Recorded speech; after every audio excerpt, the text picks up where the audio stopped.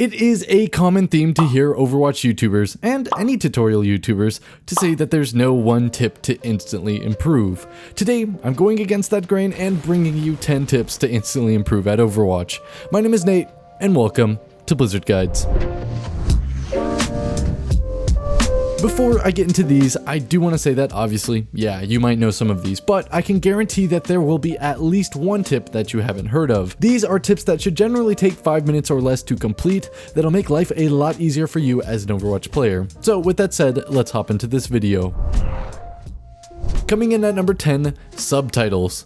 All your base are belong to us. What you say? Believe it or not, subtitles are a thing for Overwatch right now, so if you want to get an instant edge, enable these. Now, they're not actually available right now in this very moment, they're only available on the public test region servers for now, but once they exit the PTR in the coming week, you'll be able to hear Sombra uncloak or certain abilities go off that you may have normally missed. This feature may very well end up being a must-have setting to be enabled, since seriously, in the effect and noise mess that is Overwatch, you could really use some guidance sometimes. After that, coming in at number 9, another lesser known setting is the Colorblind Settings. Okay, on 3, cut the gray wire. Wait. I don't have a gray wire. I have red, green, and yellow. That's weird. I have light gray, medium gray, dark gray.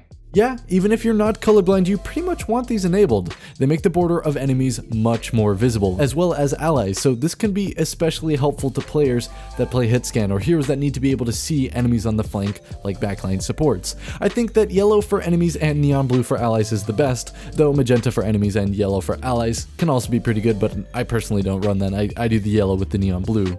Regardless of whether or not you're colorblind, it is a feature that will improve your awareness nearly instantly, so please use these settings. Taking a quick break from the random settings that you should enable or disable at number 8, ammo management. Guys, please stop reloading after every shot. I know you want to do it. I have the incredible urge to reload after every first shot, but if you're constantly reloading, you're really going to be losing fights a lot. If you're shooting once and then reloading a lot of the time, chances are that you're going for shots that you shouldn't be taking, so stop taking those shots, or not following up enough, so stay out there and take more shots, but don't die. I'm not saying that you can't ever shoot and reload, sometimes that does happen, but just take more caution in how you're using your ammo and try and take shots whenever they're valuable so that you're not caught reloading in fights where you need that ammunition. This is super easy to do, that's why it's in this list, and it'll help you to be a much better player, especially if you're a main healer or DPS or tank player. So basically everybody. Another quick tip you can implement into your gameplay is some spawn camping. If you're a DPS or maybe an off-tank player, every once in a while after you kill the enemy's Resident Mercy, you can go for a spawn camp and try and kill her before the team comes to the rescue, or maybe if it's a Zen or a Lucy or anything like that, anybody that you can win the matchup on, spawn camp them sometimes, and chances are you'll be able to delay a push from the enemy lines for another 20 to 30 seconds, which in a game where you average 3 to 4 minutes per objective is a pretty huge amount of time. But you saw that Frankie was playing on the corner. Oh, this is really happening! He's in spawn in QO! Give him a break! Next up, returning to those odd settings that you've never heard about, Dolby Atmos for stereo headphones. I talked about this in a recent video, but it's just because it's such a good setting. I don't know if this is something for console players, but at least for PC, if you guys start using this, you'll start having awareness like none other, and you'll be able to hear things that you normally wouldn't. I love talking about this feature because it's probably the best feature that nobody's ever heard of. You'll be able to hear more things above you, behind you, around you, behind corners, through walls, on different surfaces, and many more things like that. It's definitely a must-have feature for any players that want to step up their game at the click of a button. Now let's talk about input lag. Input lag is one of those things that you didn't know you needed to fix until you fixed it. Basically, the more input lag that you have, the longer it takes for your hero to complete the action that you tell it to do. If you press left click with a seriously high input lag, it may take up to a full 100 milliseconds to register that movement, which really goes to show how bad it can be, like this demo that I'm showing on screen that's basically simulating your aim with input lag. That gray is where you're aiming and that red is after input lag. Meanwhile, with fixed input lag, you'll have around 5 to 10 milliseconds, which is way better.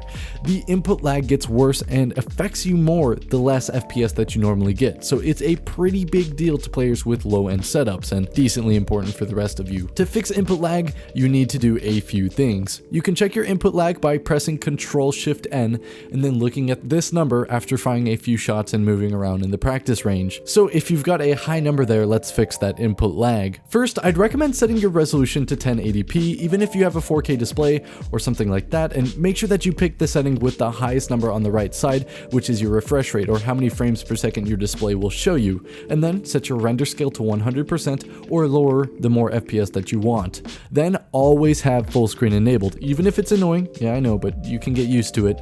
Disable VSync and set your FPS limit to 5 over what your display's refresh rate is, which is that number on the right side of your resolution from earlier. Then go down to your video settings and set the shadow setting detailed to low. Enable reduced buffering, disable triple buffering, and then disable ambient occlusion, local reflections, and dynamic reflections. This will mostly eliminate your input lag, which will 100% make you faster and aim better, even if it's not immediately apparent. Once you really get in tune with your PC's input lag, which there will always be a little bit, you'll notice the moment that it goes up, and you will have noticeably better aim the less input lag there is. A good input lag to have is anything less than 15, sometimes you can get it even down to 5, but sometimes that's not exactly possible if you have a frame rate below 45 FPS, so if it's still a little bit high after you do these settings, it might be because you just don't get enough frames for there to be low input lag.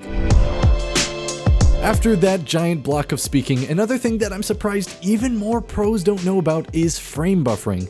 Like input lag, this will cause you to have worse reaction time and worse aim, and the lower that your frame rate is on your PC, the more that this affects you. See up there in the top left corner where I have my FPS enabled, how there's that little triple dot after the frame rate? If you have that triple dot, it means that you have 3 frames that are being held back by your PC. They're being buffered. That means that you're a bit behind visually, which means you're seeing the past. So don't see the past, you need to move on. So you only want to have that 1 dot so that you only have 1 frame. To fix that, you disable reduced buffering. Save changes by pressing this button, wait a half a second, and then re-enable reduced buffering and hit the same button and exit. This should fix your problems, and if it doesn't, you probably aren't set to full screen or your monitor is running at a completely different frame rate or resolution than Overwatch, in which case you need to go into your display properties like this and set your monitor's resolution and refresh rate to what you want in Overwatch, which should be the highest refresh rate that you have available to you and your personal preference for resolution, although I'd recommend that you go with 1920 by 1080, since that'll give you the best gaming experience in terms of input lag.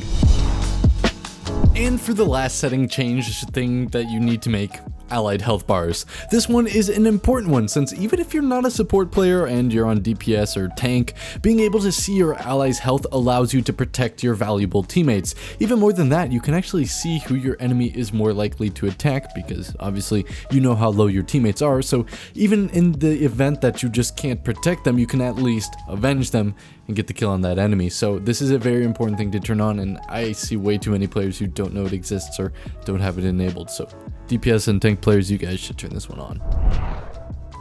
Now, with all of those settings out of the way, a simple tip that'll help a lot is learning how to use your melee more effectively. Melee is an ability that often players forget they have, and the pros use constantly. Most abilities that have cast time can also be cancelled by melee, so if you don't want to give away your position, just cancel it with melee. Also, if you're out of bullets and you need to reload to kill someone, sometimes a melee will do the trick, and don't be afraid to go for 1 or 2 melees.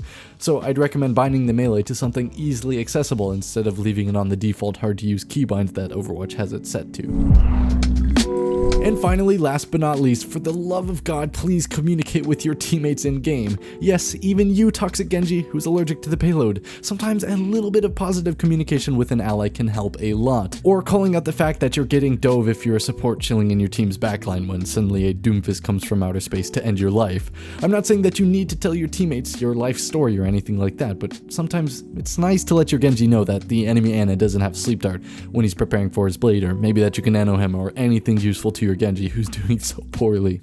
The only reason we lost is because you guys won't stop playing with your stupid fidget spinners. You're all garbage. This is the reason why you can never get Grandmaster. But anyway, that's all I have for you today. Big shout out to these awesome people for using their Discord Nitro boost on our Discord. You should definitely hop into our Discord and join the conversation. I love talking to everybody, and I don't mind when you guys DM me. I mostly always respond, but sometimes I forget because I'm bad like that. If that's not your style, we also have a Twitter and an Instagram that you can get followed to for the latest news and memes. But anyway, I hope you guys enjoyed this one. Have a nice day. My name is Nate, and this was Blizzard Guides.